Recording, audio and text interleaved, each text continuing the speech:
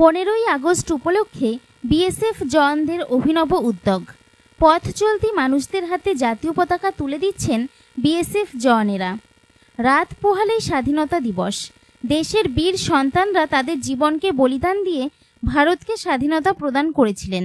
মূলত তাদেরকেই সম্মান জানাতে বুধবার পথে নামল বিএসএফ।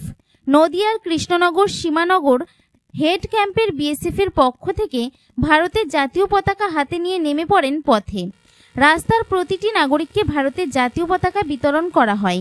বিএসএফের তরফে জানানো হয়, যে সমস্ত ভারতের বীর সন্তানরা তাদের জীবন বলিদান দিয়ে ভারতকে স্বাধীন করেছেন, মূলত তাদেরকে সম্মান জানানোই আমাদের প্রধান লক্ষ্য।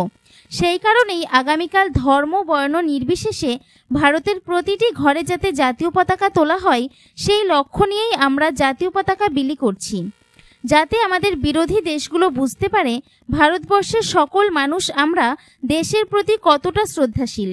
এমন পরিস্থিতিতে গোটা বিশ্বজুড়ে এখন ভারতের মূল্যায়ন অনেক বেশি।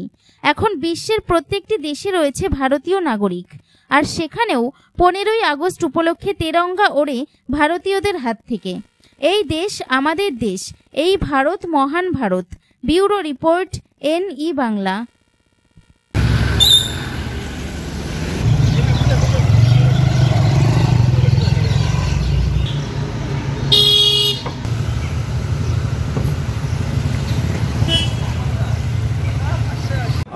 आज का ये कार्यक्रम 15 अगस्त के उपलक्ष्य में है।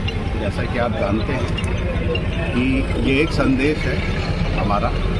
आज के दिन स्वतंत्रता सेनानियों को हमारे याद करने का, उन लोगों को याद करने का जिनके बलिदान से आज हमको ये दिन देखने को महसूस हुआ है और आज हिंदुस्तान इस तरक्की के स्तर पर है।